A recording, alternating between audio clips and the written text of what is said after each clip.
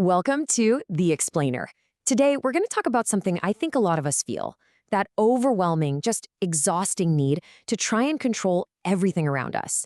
We're going to unpack why we get stuck in this trap, what it's really costing us, and most importantly, how we can find a real path to freedom by learning how to let go.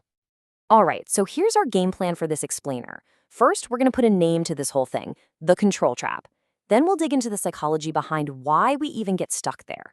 After that, we'll look at the pretty high cost of all this controlling before we get to a powerful philosophical idea that, honestly, changes everything.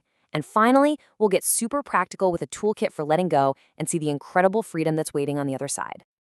Okay, section 1. Let's just dive right in and call this thing what it is, the control trap. We'll start by just putting a name to this feeling and seeing how incredibly common the struggle really is.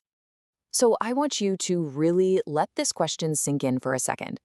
That specific feeling, that constant cycle of being totally exhausted but also anxious, where the more you try to nail everything down, the more you see what's still up in the air, that is the absolute heart of the control trap.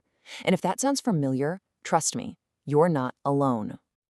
You know, the funny thing is, these controlling behaviors, they can be super sneaky.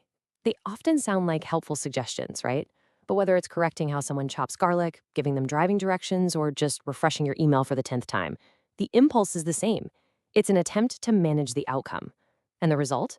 You and everyone around you just end up feeling frustrated and totally drained. All right, so that's the what. But the really big question is why, right? Why do we do this to ourselves? If we want to break free, we've got to go deeper and really understand the psychological roots of control. Okay, and this is so important to get. This need for control, it's almost never about power or being a control freak in a mean way. It's almost always a shield. It's a defense mechanism. If you've gone through trauma, loss, or just a lot of instability in your past, your brain learns this lesson. The world can be a really unpredictable, painful place. So what do? You start trying to manage everything to build a kind of fortress against getting hurt again. So a huge piece of this puzzle is something called uncertainty tolerance. You can kind of think of it like a muscle. For some people, the unknown is just whatever, it's part of life. But for others, it feels incredibly threatening. So if your tolerance for uncertainty is low, any situation that doesn't have a clear, predictable outcome can set off major anxiety. And that makes control feel like the only way to fight back the chaos. And this connects perfectly to another huge driver here, perfectionism. Because at its core, perfectionism is the need for control. It's this deep-seated belief that if you can just manage every single variable, every detail, every person, you can guarantee a perfect outcome.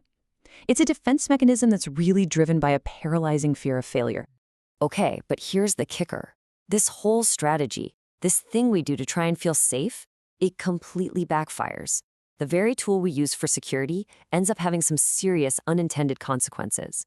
It comes at an incredibly high price. This brings us to the great paradox of control, and it's a doozy. You pour all this time and energy into managing every possible outcome, hoping you'll finally feel secure.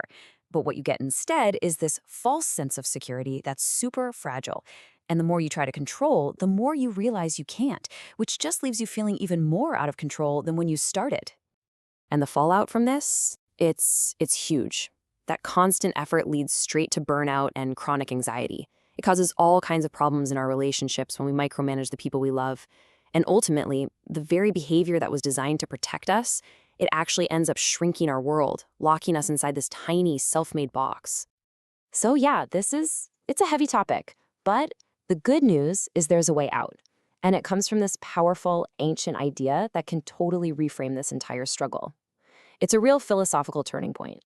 2,000 years ago, the ancient Stoic philosophers, guys like the Roman Emperor Marcus Aurelius, they were wrestling with this exact same problem. And their solution starts with this one fundamental, life-changing idea. Our real power isn't in trying to control the crazy world outside of us. It's in mastering the world inside our own minds. And this right here, this is the core of the Stoic solution. It's called the dichotomy of control.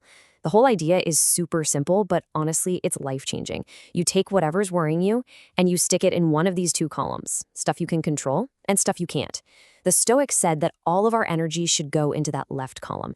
Our judgments, our actions, our beliefs, all our anxiety comes from wasting energy on the right column, which is just impossible to control.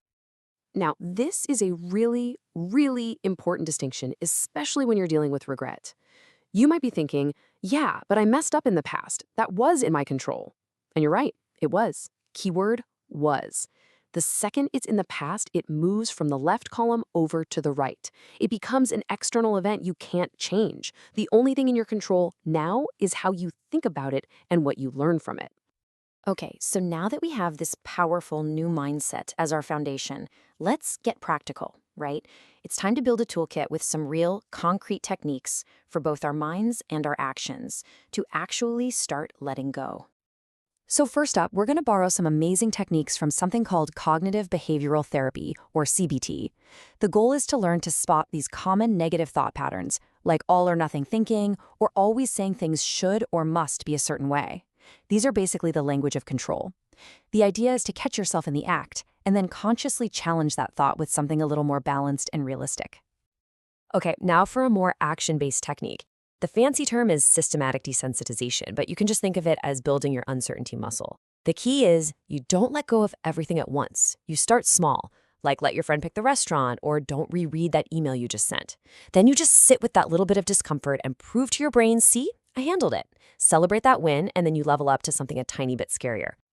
All right, and for anyone out there who struggles with micromanaging, especially at work, this one is for you. This framework from Stephen Covey is pure gold. It's not about just dumping a task on someone and hoping for the best. It's about creating a structure of trust. You shift your focus from controlling how it's done to being crystal clear on the desired result, the guidelines, the resources, and how you're going to measure success.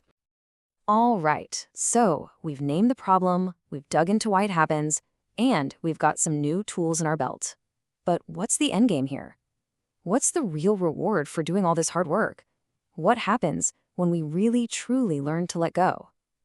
This little story just illustrates it perfectly. Imagine, this guy loses everything he was using to define himself, his clothes, his plans, his stuff. And after that first wave of panic, what did he find? Not disaster, but liberation. It's what you might call our identity scaffolding. Our jobs, our plans, our possessions, we think they are us. But when that stuff gets stripped away, we often find a stronger, more real version of ourselves underneath. And really, that's the ultimate takeaway here. We spend so much of our lives thinking that happiness will come from getting more success, more security, more stuff to manage. But true, lasting peace might just be found in the exact opposite direction.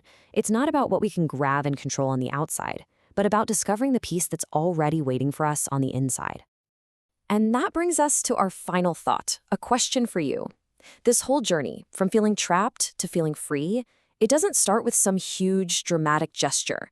It starts with one small, conscious choice. So looking at your life right now, what is one thing, no matter how small, that you can choose to let go of today?